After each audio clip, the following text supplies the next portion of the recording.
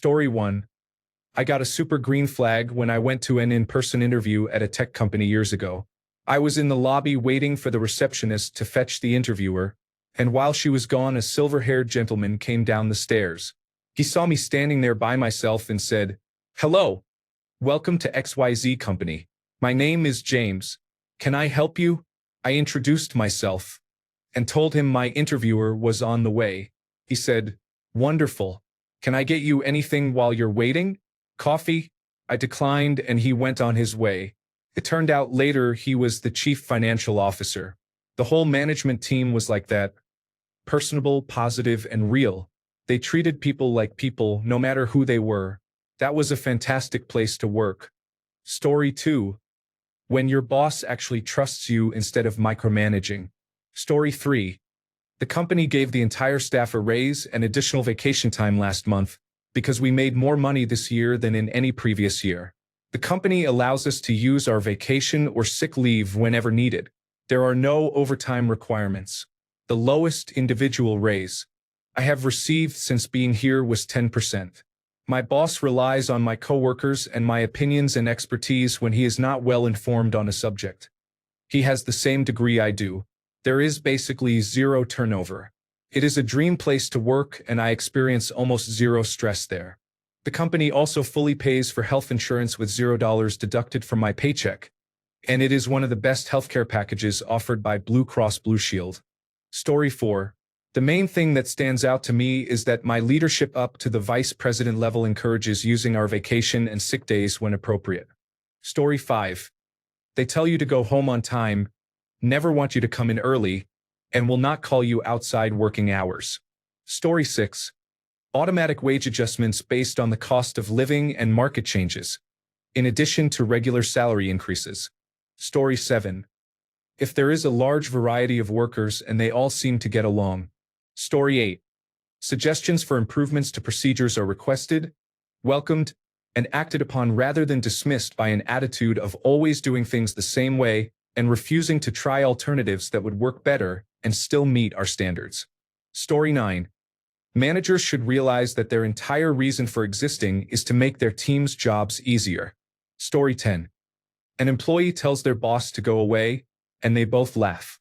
A relaxed hierarchy is pleasant. Story 11. When you ask for help, someone helps and trains you, then goes about their business. They will ensure you understood by checking on you later, then never mention it again or boast about it. Story 12.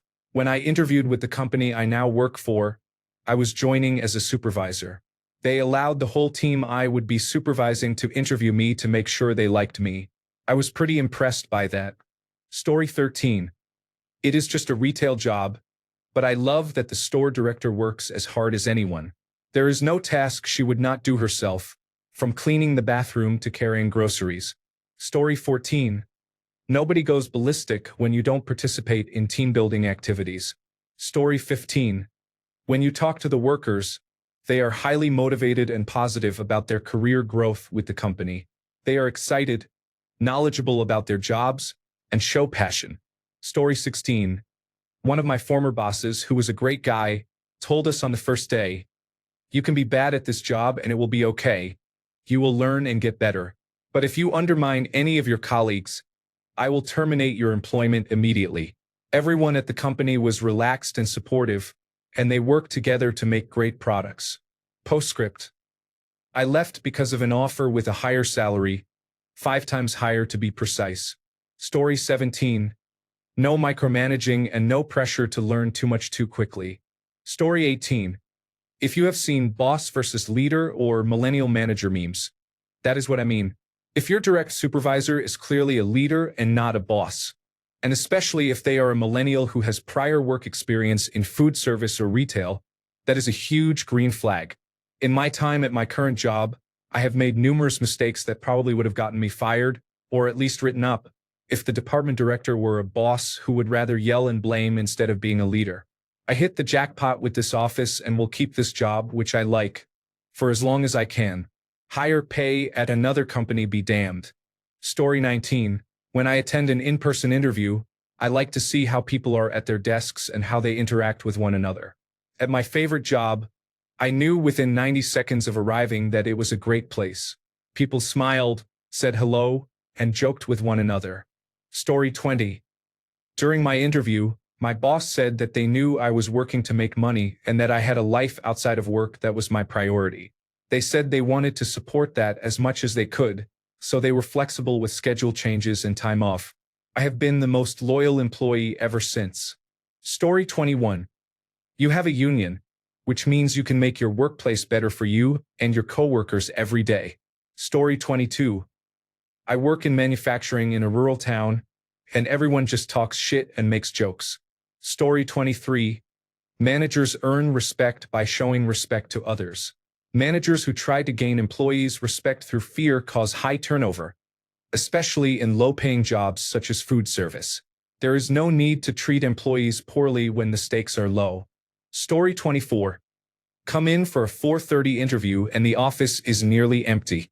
It's one thing to say there's no expectation of overtime and another to see it in practice. Story 25. Guaranteed vacation days. No one will be denied when requesting time off. Story 26. Original poster. Let us set this aside and revisit it later. We will follow up soon to review our progress. Story 27. Having managers who listen makes work better. Can good managers do everything all the time to make work more efficient for everyone? No. Trust me, I try. Story 28. No shareholders unless they are fellow employees. Story 29. During onboarding, the direct report, the human resources manager, and colleagues all said, "We are not saving lives here. Nothing we do is more important than your family or personal life." Story 30. I recently posted about this. I am a server, and above the doorway to the kitchen there is a memorial frame that reads "Gone but not forgotten" with a smiling young man's photo. I thought something tragic had happened, so I did not bring it up. A few days into training, I learned it was a cook who used to work there and that the staff miss him. Story 31. When people actually go home on time and no one gives you the side eye for it, it means management respects boundaries and does not treat burnout as some badge of honor. Story 32. This happened yesterday. I work at a restaurant. A woman who works about 6 days a week making salads and cold dishes was doing an amazing job, so we were all praising her, saying she is the best and that we would be lost without her. She looked up from the salad she was making and said that she actually loves the job. My heart melted. I love when people who work in restaurants do not treat it as a low-status job, but as a true backbone of society focused on customer service and care. Story 33. Meetings do not just go silent at the end or when bosses ask whether there are any questions. Story 34. When you are sick or dealing with a personal matter, people worry about you as a person rather than only about when your work will be finished. Story 35. I had an interview at a technology company. We were in a large conference room with a wall of windows. I saw people playing mini-golf, zipping by on electric scooters, and playing baseball in the office, all while on sales calls. I got hired there, and it has been the best job I have ever had. I can beat anyone at air hockey while on a call with a customer. Customers love hearing us have fun in the background. Story 36. You enjoy everything about your job, your colleagues, and the clients you work with. Story 37. You are encouraged to take paid time off without feeling guilty. Story 38. When I interviewed for my current job, I made it extremely clear that while I will work my butt off for this company, my priority is my family. There have not been many times I needed to leave work for family-related matters, but when I have, it is always met with positivity and understanding. I appreciate that more than anything. Story 39. The manager is actually working alongside the other employees. I miss you, Phil. Story 40. Full, no strings attached work from home with no pressure to come into the office. Story 41. Nice newer cars in the lot mean compensation is appropriate. Story 42. Employees work there for a long time. Paychecks are always on time and accurate. There is no hassle when calling in sick. Story 43. Enterprise bargaining agreements and employee assistance programs. Enterprise bargaining agreements allow you to negotiate benefits every few years. Everyone is on the same wage scale and receives a guaranteed pay increase each year. Employee assistance programs provide a safety net when things go wrong and give direct access to help without any out-of-pocket cost. Story 44. Honesty and keeping their word. Story 45. The coworkers don't pressure you to get drunk after work. Story 46. Free beer after 5 in the evening. No kidding. I had a job with a marketing firm where one of the primary clients was a nationwide beer company. The facilities person had 20 to 30 cases delivered each week. Story 47. The company has a published set of core values that include respect, teamwork, and professionalism. Someone important to the organization forgets these values and is asked to leave. Many organizations pay only lip service to their core values. Truly upholding them when a person is valuable is rare. Story 48.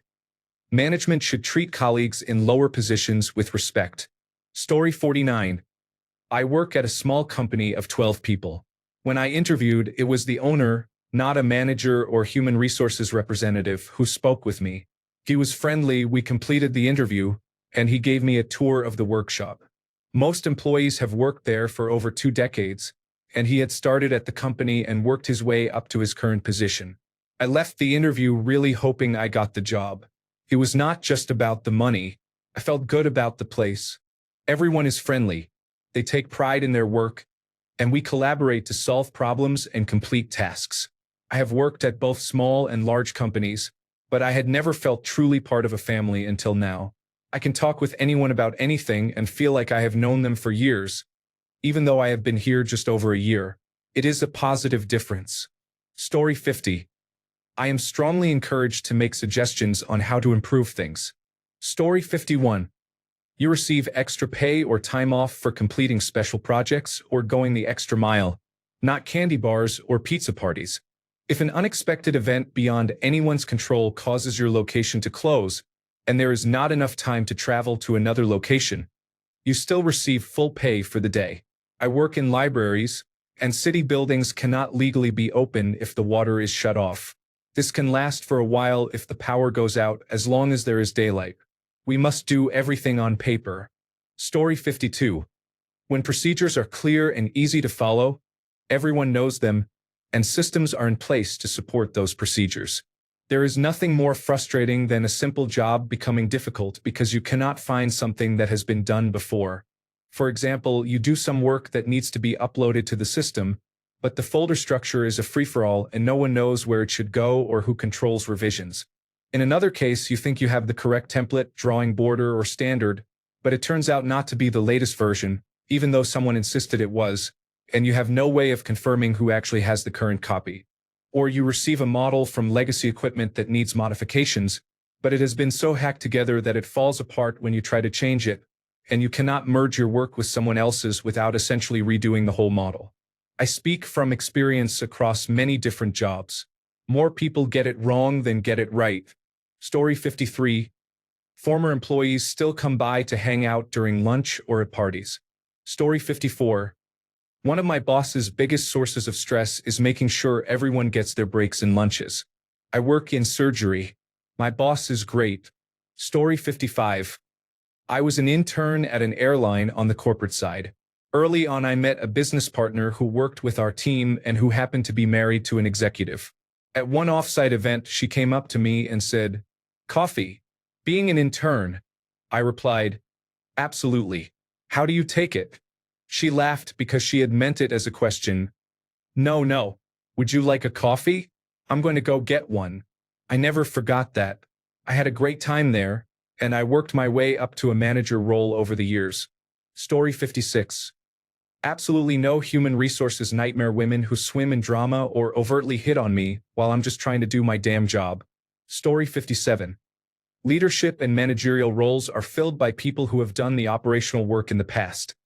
They know what is doable and what is not, and they understand what they are asking for when setting new goals and tasks. Story 58. I have found the biggest green flag is whether the company provides time and money for certification renewal during work hours. Many of my coworkers are certified public accountants, and they attend a conference together each year to earn continuing education credits. The company pays for it, and they take time off from their regular work to attend. Story 59. My boss genuinely asked me for input on a decision he made. Story 60. The people who work there are friends and spend time together outside of work. Story 61. The building looks genuinely friendly, not like someone just put bean bags and ping pong tables in a villain's headquarters. Story 62. I have had nothing but transparency from my manager, the chief financial officer, and the chief executive officer at the company where I work. I feel I can go to anyone and not be a bother. They also ordered me a MacBook because I work in information technology. Story 63. Leaders proactively discuss with you how to advance your skill set and career and act on those plans. Provide clear expectations. Thank you for letting me know about the issue. Please take some time over the coming week to provide more details, and then we will discuss a proposed plan of action next week instead of waiting or immediately over-scrutinizing. Story 64. It is basic to treat people with respect. Some companies do anything but that. Story 65. The employee parking lot is green when most vehicles are newer, reliable, and in good condition. Story 66. The team looks inward for help by default. I have only seen this on teams without egos. These are the kinds of teams where you remember how the workplace felt more than the product you created. Story 67. When you make a mistake, they do not take you to a room. Instead, they ask how you will make it right, give you the opportunity to correct it with constructive feedback, and do not retaliate. Story 68. You are treated like a human being and not just an employee. Story 69. I had two very different interviews. In one, the company interviewed me for a different position than the one I applied for. I was not prepared and it was outside my specialty, so I could not answer all the questions. The interviewers were aggressive and acted as if I had lied on my resume. I had to point out that this was not the position I had applied for, which put me on the defensive. When I met the team, they were 15 minutes late and said they did not know I was interviewing. Those were red flags. By contrast, my current job interview was the opposite. Although the company allowed remote work, every member of the team arrived in person on time. They asked questions, were personable, and made a few jokes. After they left, I spoke with the vice president and my supervisor. The conversation felt open. It was more of a discussion than a formal interview. I was immediately comfortable and felt respected from the beginning. During my first week, the vice president emailed me using my full legal name. Later that week, he apologized for being so formal and said he had not meant to use my legal name instead of my nickname. That gesture made me feel like a person, not just an employee. 3 years later, the atmosphere is still the same. I absolutely love my colleagues and even the management. How many people can say that? Story 70. In my opinion, the general atmosphere reflects the people who work there. If the environment feels accepting and welcoming, it will be a great place to work. Story 71. Look at the parking lot. If most cars are relatively new and in good condition, that's a green flag. The first place I worked was terrible. When I started there, I saw a parking lot with about 5 cars worth around $100,000 each and about 50 barely running vehicles. The company failed within 5 years, and the culture was terrible. Story 72. My entire industry has been in decline for a while because a certain person has made markets unpredictable. Any project owner who can afford to do so prefers to wait up to 3 years before pressing the big go button. Revenue is down. Management, the leadership team, and the owners skipped their annual raises this year to avoid layoffs and to ensure staff could still receive the annual raise that matched the regional average. Story 73. Pizza party after a hard project was completed well before the deadline. We are celebrating together like family, with junkyard cars in the parking lot and no sick days or paid time off. Story 74. When your boss swings by just to say good morning every day. No, they are not checking attendance. Story 75. This is a real example. Unfortunately, I only read it in a newspaper. It did not happen to me, laughing out loud. Turkey's first and largest online food delivery service was founded in 2001. The owner sold the company to German buyers for $589 million in 2015, and gave 27 million United States dollars of that amount to his employees. There were 114 employees, so each received approximately 237,000 United States dollars after taxes. For comparison, according to Google, the monthly minimum wage in Turkey in 2015 was around 400 United States dollars. Story 76. A well-stocked craft service with the little sandwiches I like. Story 77. A healthy balance between long-tenured employees who have worked at the company for many years and younger employees who are just starting there indicates a good workplace and continued growth. Where I work, there are currently only long-tenured employees and no newcomers except for me, which creates an unhealthy work balance. Story 78. 1. The company has been in business for a long time. 2. There is no human resources department. 3. You can call the company leader by their first name and they know yours. Story 79. An unexpected positive sign I did not notice until I started my last job was that a large number of people in my department were getting married or having children. Out of 40 people in the past year, there were at least 7 weddings and 8 people taking parental leave. When so many employees feel comfortable having children and taking extended time off, it indicates the company supports a good work-life balance and pays employees enough to enjoy their lives. Story 80. Everyone you meet is human and relatable in an individual way. They are not following a script or repeating an approved line crafted by human resources or corporate communications. People are not afraid to speak straightforwardly about issues with the organization's work, and multiple points of view are represented. You do not have to tiptoe around the boss or the board. Hierarchy is minimal and only applied when necessary. There is a no asshole rule that applies to everyone from the chief executive officer to the cleaning staff. No one is allowed to yell, hassle, bully, or manipulate others. The organization is relatively small, and everyone is at least somewhat familiar with the various jobs.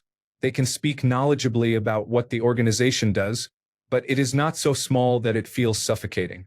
Benefits are good and well explained.